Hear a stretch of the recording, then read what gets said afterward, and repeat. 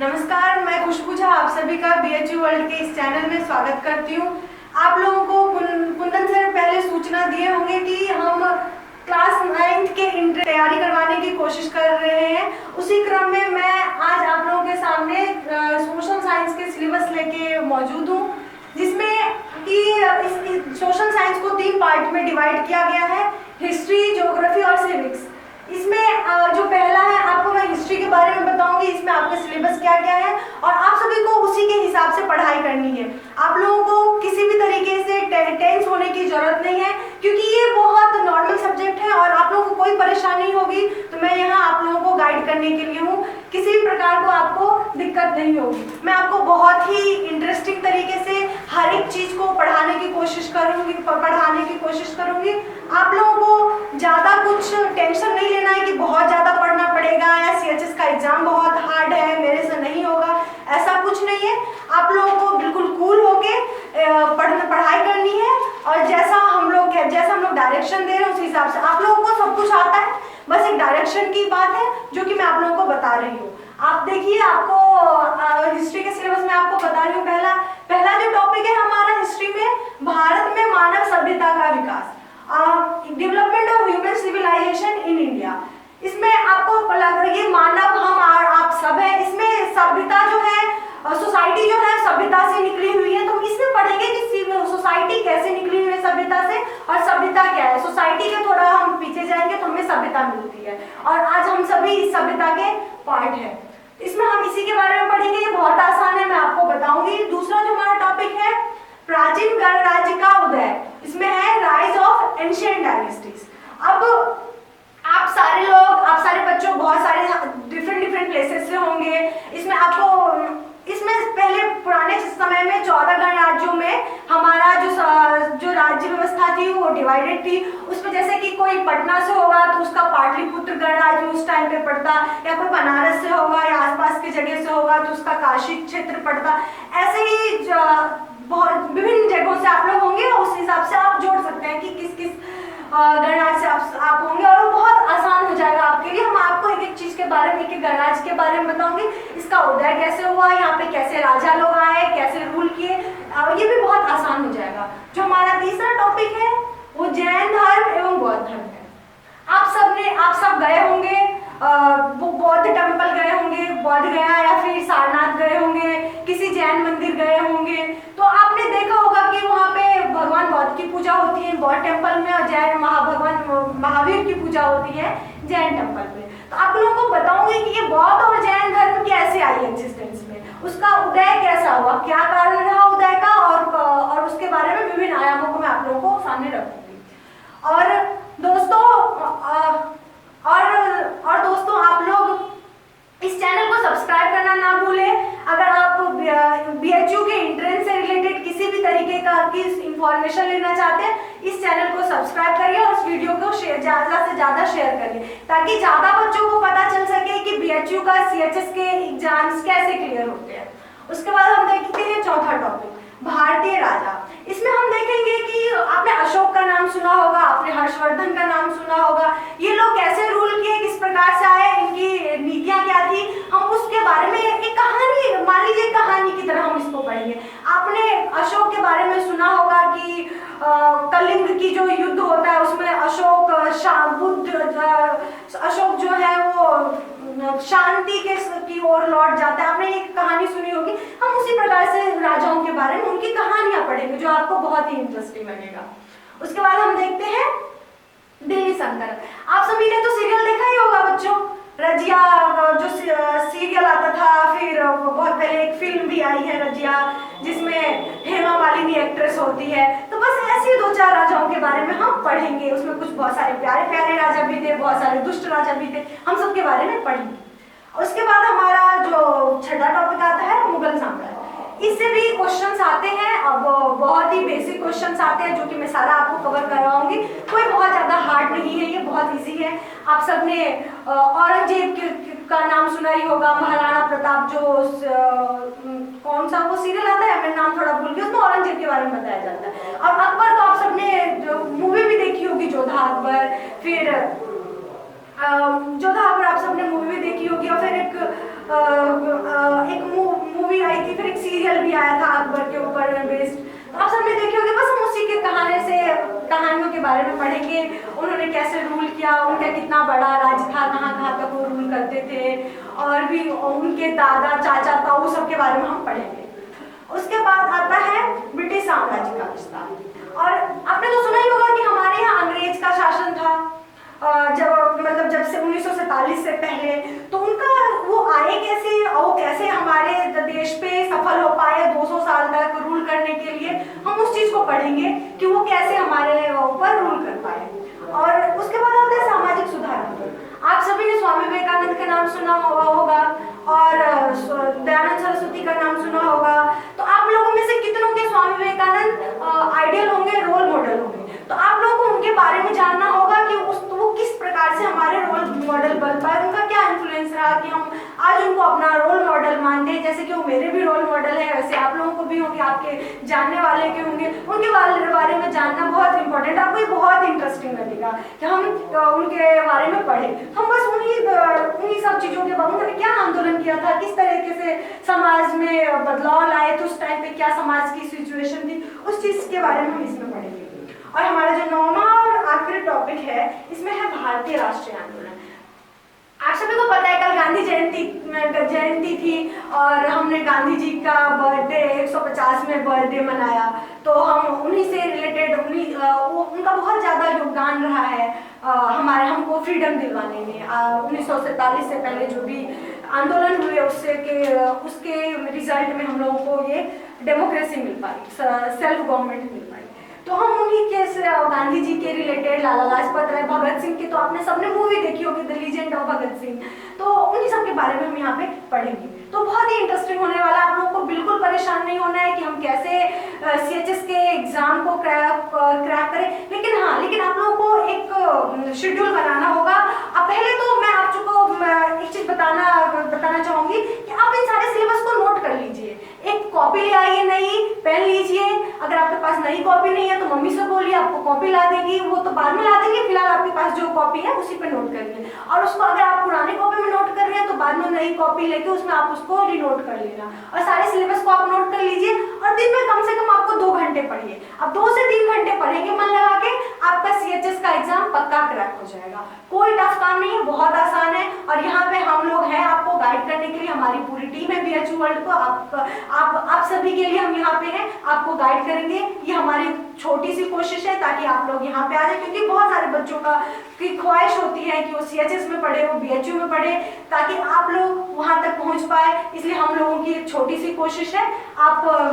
हम आपको ज्योग्राफी के सिलेबस बताते हैं। बहुत सारे बच्चों को ज्योग्राफी बहुत पसंद होता है, क्योंकि हमें चांद तारे बचपन में भी हम कहानियां सुनते हैं, उन सबसे रिलेटेड बातें सुनना बहुत पसंद होता है। अब हम उस चीज को बारे में पढ़ेंगे कि ये सौर मंडल या सोलर सिस्टम है क्या, इसमें तारे के बारे में पढ़ेंगे, सन के बारे में पढ़ेंगे, ये कैसे निकलते हैं, कैसे सनराइज होता है, कैसे सनसेट होता है, इन सब चीजों के बारे में हम इसमें पढ़ेंगे। और दूसरा टॉपिक है हमारा पृथ्वी। आप सभी को पता है हम पृथ्वी पे रहते हैं। और जहाँ तक की बात है, ज्योग्राफी का मतलब ही होता है, हिंदी में इसको कहते हैं भूगोल। भू मतलब होता है पृथ्वी, और गोल मतलब सबको पता है स्फेयर, गोल। तो इसी से रिलेटेड है ये ज्योग्राफी, मतलब इसी चीज के, पृथ्वी के बारे में, जलवायु के बारे में हम पढ़ते हैं इसमें। तो और भी बहुत सारे चीजें हैं उसके बारे में जो कि मैं आपको बारी बारी से यहाँ पे डिस्क्राइब कर रही हूँ। तो पहला दूसरा टॉपिक जो हमारा है पृथ्वी है, और इसमें हम पढ़ेंगे पृथ्वी पे किस तरीके से जो इतने सारे नेचुरल रिसोर्सेस मौजूद है, और पृथ्वी किस तरीके से कैसे वर्क करती है, और हम सब इस पे मौजूद हैं। तो इसी चीज से रिलेटेड हम पृथ्वी के बारे में पढ़ेंगे। और उसके बाद हमारा तीसरा टॉपिक है प्राकृतिक प्रदेश। प्राकृतिक नेचुरल रीजन, मतलब हम जिस रीजन में रहते हैं, हमारे आसपास पहाड़ होंगे, किसी के घर के पास तालाब होगा, किसी के इसी सबसे रिलेटेड हम एक प्राकृतिक प्रदेश के बारे में पढ़ेंगे। उसके बाद है स्थल मंडल। हम इसमें पढ़ेंगे लिथोस्फीयर जिसको कहते हैं अंग्रेजी में। हम स्थल के बारे में पढ़ेंगे। स्थल से आप सभी को पता होगा कि प्लेन रीजन, इसी को हम पढ़ेंगे। उसके बाद है वायुमंडल, एटमॉस्फेयर पढ़ेंगे। हमारा 5th टॉपिक है ये। और उसके बाद हमारा है भारत का भूगोल। इसमें हम मेनली इंडियन ज्योग्राफी के बारे में पढ़ेंगे, मतलब इंडिया की ज्योग्राफी कैसी है, इंडिया का क्लाइमेट कैसा है, इंडिया का आज कैसे जो जैसे पहाड़ हिमालय है इंडिया के उत्तर में, यही सब चीज़ों को हम इसमें भारत के भूगोल के बारे में पढ़ेंगे। यहाँ पे बहुत जगह अलग अलग क्लाइमेट होता है। अगर हम नॉर्थ से साउथ तक ट्रैवल करें तो टाइम भी हमारा बहुत ज़्यादा फर्क हो जाता है। तो हम इसमें कुल मिला के भारत के भूगोल के बारे में पढ़ेंगे। तीसरा हमारा है जलमंडल। आप सभी को पता होगा आजकल जल की बहुत ज्यादा किल्लत हो गई है और कहा जाता है कि थर्ड वर्ल्ड वॉर भी होगा एक पानी की वजह से होगा। तो हम पढ़ेंगे कि कितने इसमें हम वो सारी चीज कवर करेंगे कि हमारे पास टोटल जल कितना है, टोटल वाटर रिसोर्सेज कितना है, उसमें हम कितना मिसयूज करते हैं, कितना उसको यूज करते हैं। आप सभी को पता है, आप लोगों भी घर की टोटी खोल के छोड़ देते होंगे, इसमें पानी बह जाता होगा। शायद आप इसको पढ़े तो आप वो काम करना छोड़ देंगे। तो आपको पता चल जाएगा कि एक्चुअली में पानी कितना इम्पोर्टेंट है हमारे लिए। कहते हैं ना जल है तो कल है, तो वही है इम्पोर्टेंट। आपको शायद इसको पढ़ने के बाद आप लोग पानी वेस्ट करना छोड़ दें और अपने घर वालों को भी बताएं कि पानी वेस्ट ना करें। उसके बाद हम पढ़ेंगे आर्थिक संसाधन। आर्थिक संसाधन में हमारे पास क्या क्या ऐसे रिसोर्सेज हैं जिसकी वजह से हमारी इकोनॉमी बूस्ट होती है। हमारे पास आर्थिक रिसोर्सेज में हमारी फर्टिलाइजिंग लैंड भी आ जाएगी। इसमें बहुत सारी चीजें कवर हो जाएगी जो कि मैं आपको एक एक करके बताऊंगी। उसके बाद मानव संसाधन। आप सभी को पता है हमारे पास बहुत ज्यादा मानव संसाधन है। हम दुनिया का सेकंड नंबर का सबसे पॉपुलस कंट्री है। हमारे पास यूथ की बहुत ज्यादा पॉपुलेशन है। तो वो सब सारे रिसोर्सेज है और उसको यूज करना, उसको बहुत जस्टिफिकली यूज करना बहुत बड़ी चीज होती है। हम उसको बहुत ऊंचे पहुंचा सकते हैं। तो इसमें बस हम मानव संसाधन के बारे में पढ़ेंगे। उसके बाद है प्राकृतिक संसाधन। हमारे पास प्राकृतिक संसाधन क्या क्या है, जैसे हमारा जो इंडिया है उसकी ज्योग्राफी बहुत ज़्यादा अच्छी है क्योंकि यहाँ पे लैंड है बहुत सारे, यहाँ पे लैंड भी है, फिर लेक्स है, नेचुरल लेक्स है और यहाँ पे जो वाइल्ड लाइफ है वो भी बहुत ज़्यादा पाए जाते हैं। तो हम इन सबसे रिलेटेड प्राकृतिक संसाधन मतलब जो भी हमें नेचुरली गॉड गिफ्टेड है उन सब चीज़ों के बारे में पढ़ेंगे। उसके बाद ये दोनों टॉपिक तो हमारा कवर हो गया। अगर आप लोगों को कोई भी सिलेबस से रिगार्डिंग कोई भी इश्यू हो, कोई भी प्रॉब्लम हो तो आप कमेंट बॉक्स में जरूर बताइए ताकि हम आपके समस्याओं का निदान कर सकें। हम लोग यहाँ पे आपकी समस्याओं को सॉल्व करने के लिए बैठे। तो आप बेझिझक इससे रिलेटेड कोई भी इश्यू हो तो क्वेरी हो तो आप कमेंट बॉक्स में लिखिए, हम उस पर सॉल्यूशन ढूंढेंगे। उसके बाद हमारा आता है थर्ड जो टॉपिक है सिलेबस के क्रम में, इसमें सिविक्स है। सिविक्स को हम नागरिक शास्त्र कहते हैं। बहुत सारी जगह आपने इसको पॉलिटिकल साइंस भी सुना होगा, लेकिन हम 8 तक 10 तक इसको हम सिविक्स ही पढ़ते हैं। तो इसमें हम अपनी सरकार, गवर्नमेंट, सब किस के बारे में पढ़ते हैं। तो इसमें हम देखते हैं तो और भी बहुत कुछ होता है जो कि मैं अभी बताऊंगी। तो लेकिन आप इसलिए पैनिक ना हो कि हम आपको ये पॉलिटिक्स में इंटरेस्टेड नहीं है तो सरकार का नाम ले लिया, ऐसा कुछ नहीं है। बहुत इंटरेस्टिंग है, आप पढ़िए, आपको बहुत नई चीजें पता चलेगी और आप इसको पढ़ेंगे तो आपका एंट्रेंस एग्जाम भी क्रैक हो जाएगा। तो आप देखिए इसमें पहला जो है संघ, राज्य एवं न्यायपालिका। इसमें संघ द यूनियन गवर्नमेंट, राज्य होगा द स्टेट गवर्नमेंट और द जुडिशरी, इसमें न्यायपालिका। तो इसमें हम पढ़ेंगे यूनियन गवर्नमेंट में कि हमारा प्राइम मिनिस्टर कैसे, यूनियन गवर्नमेंट का स्ट्रक्चर क्या है, हमारा प्राइम मिनिस्टर कैसे इलेक्ट होता है, प्रेसिडेंट कैसे इलेक्ट होता है, कितने हाउसेस होते हैं पार्लियामेंट के, इन सब चीजों के बारे में हम संघ के में जो यूनियन है उसमें पढ़ेंगे। उसके बाद हम राज्य में पढ़ेंगे जो हमारा मुख्यमंत्री होता है। तो हमारा प्राइम मिनिस्टर होता है नेशनल लेवल पे और जो स्टेट लेवल पे होता है, स्टेट गवर्नमेंट का जो हेड होता है वो मुख्यमंत्री होता है, चीफ मिनिस्टर होता है। तो हम उससे रिलेटेड, स्टेट से रिलेटेड इस चीज में पढ़ेंगे। तीसरी बात न्यायपालिका। इन दोनों पे नजर न्यायपालिका रखती है, सुप्रीम कोर्ट रखती है, हाई कोर्ट रखती है। तो हम उस चीज के बारे में पढ़ेंगे। ये वॉच डॉग का काम करती है। तो ये न्यायपालिका क्या करती है, कैसे कंट्रोल करती है, ये कैसे एक दूसरे से इंटरलिंक्ड है, हम इस पहले टॉपिक में पढ़ेंगे। अब हमारा दूसरा टॉपिक है इसी में स्थानीय स्वशासन, पंचायती राज, नगरीय प्रशासन। इसमें स्थानीय स्वशासन क्या है, आपने तो कल हमारा गांधी जयंती था और Gandhi ji local self government के, पंचायती राज के बहुत बड़े समर्थक थे। तो आपने अगर गांधी जी की कहानियां सुनी होगी, अगर आपने पढ़ी होगी तो आपने जरूर इस चीज को पढ़ा होगा कि वो किस प्रकार से पंचायती राज के समर्थक थे। और आप में से बहुत सारे लोग गाँव से आएंगे, बहुत सारे लोग शहर से आएंगे। तो आपके यहाँ गाँव का सरपंच, प्रधान होता होगा, फिर आप अगर शहर से होंगे तो आपको वहाँ पे म्यूनिसिपल कॉर्पोरेशन होता होगा, यहाँ पे मेयर, ये सब होते होंगे। तो बस हम इन्हीं सबसे कैसे रिलेटेड पढ़ेंगे कि ये कैसे वर्क करती है, किस तरीके से हमारे सुविधाओं के लिए काम करती है, उनका क्या काम होता है। अगर आपको इसके पढ़ने से ये भी हो जाएगा, अगर आपके आसपास कुछ ऐसे काम हो रहे हैं जैसे नाली सही से काम नहीं कर रहा है या कुछ नहीं कर रहा है, तो आप उनसे रिलेटेड उनसे क्वेश्चन कर पाएंगे। ये तो आपका जुडिशियल फील्ड है, आपका फील्ड है, आप क्यों नहीं कर पा रहे हैं। तो उसके बाद हमारा थर्ड टॉपिक है मूल अधिकार, नीति निदेशक तथा मूल कर्तव्य। हमारे कॉन्स्टिट्यूशन में फंडामेंटल राइट्स हैं, और जो कि हम इस टॉपिक में डिस्कस करेंगे कि वो क्या क्या फंडामेंटल राइट्स है और किस प्रकार वो हमारे लिए इम्पोर्टेंट है। और उसके बाद नीति निदेशक तक डायरेक्टिव प्रिंसिपल्स जो है, directive principles of state policy हम इसको पढ़ते हैं। तो जो कि जिसमें हमारे कुछ ऐसे चीजें रखी गई हैं जो फंडामेंटल राइट्स में नहीं रखे गए, जिसमें जो स्टेट होता है उसको नजर में रखते हुए उसको रूल बनाना होता है।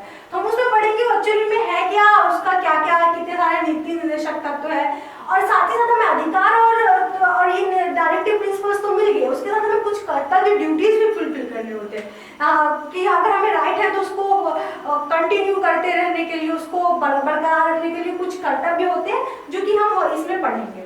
उसके बाद हमारा है फोर्थ टॉपिक इसमें सिविक्स में, भारत और उसके पड़ोसी देश।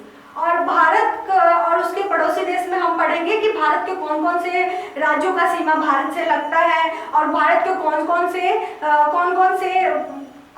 भारत के कौन कौन से राज्यों का सीमा किसी और देश से लगता है, तथा कौन कौन से देश है हमारे पड़ोस में, वो हमारे लिए क्या इंपॉर्टेंस रखते हैं, हम इसमें पढ़ेंगे। उसके बाद हमारा है पांचवा विदेश नीति। आप सब तो न्यूज तो देखते ही होंगे कि आजकल हमारे प्राइम मिनिस्टर मतलब जब से आए हैं बहुत सारे देशों का दौरा कर रहे हैं, तो वो किस प्रकार से हमारी विदेश नीति को आगे बढ़ाने के लिए चीज सब कर रहे हैं। साथ ही साथ इसमें हमारा और भी बहुत सारे पॉइंट्स आ जाएंगे, हमारे विदेश नीति में किस चीज को, किस रूल को फॉलो किया जाता है, किस पॉलिसी पे बेस्ड है, इस चीज को हम पढ़ेंगे। उसके बाद भारत और संयुक्त राष्ट्र है, India and UNO, United Nations Organization. इसमें हम देखेंगे कि भारत और संयुक्त राष्ट्र का क्या संबंध है, भारत उसका किस प्रकार से सदस्य है, और उसका हेडक्वार्टर कहाँ है, ये सब हम पढ़ेंगे। और आप लोगों को इसी क्रम में आप लोगों को शायद पता हो तो आप बिल्कुल बेझिझक इस चीज को बता सकते हैं कमेंट बॉक्स में कि संयुक्त राष्ट्र का हेडक्वार्टर कहाँ है। अगर नहीं पता है तो कोई बात नहीं, मैं बताऊंगी आपको यहाँ पे। और उसके बाद हमारा लास्ट टॉपिक है इसमें मुख्य समस्या एवं चुनौतियां। क्योंकि ये सिविक्स है और राजनीतिक शास्त्र से रिलेटेड है, तो इसमें हमारे सामने क्या क्या समस्या होती है हमारे सरकार को चलाने में, हमारे राइट्स को लेके, डेमोक्रेसी को क्या क्या चैलेंजेस है, इसी चीज को हम समस्याओं को, इन चुनौतियों को कैसे हैंडल किया जाए, इस चीज से रिलेटेड हम इसमें पढ़ेंगे। तो ये सिलेबस था हमारा सोशल साइंस का, सीएचएस का। तो आप लोगों को पता चल ही गया होगा आप लोगों को क्या पढ़ना है। अगर लेकिन कोई ज्यादा टफ नहीं है, मैं आपको इस चीज को बार बार कह रही हूँ, आपको बिल्कुल टेंस होने की जरूरत नहीं है। हम लोग यहाँ पे हैं आपके समस्याओं का निदान करने के लिए। आप इन सबको पढ़िए और आगे हम और भी कोशिश करेंगे कि कैसे इन सारी समस्याओं को सॉल्व किया जाए, आप लोग सीएचएस तक पहुंच पाए। तो इसी प्रकार से मैं आज के इस क्रम को यहीं बंद करूंगी और आशा करती हूँ आप सभी को ये बहुत अच्छा लगा होगा। और हम अगले वीडियो में आपके सामने इन आगे के कोर्सेज को लेके हाजिर होंगे। नमस्कार।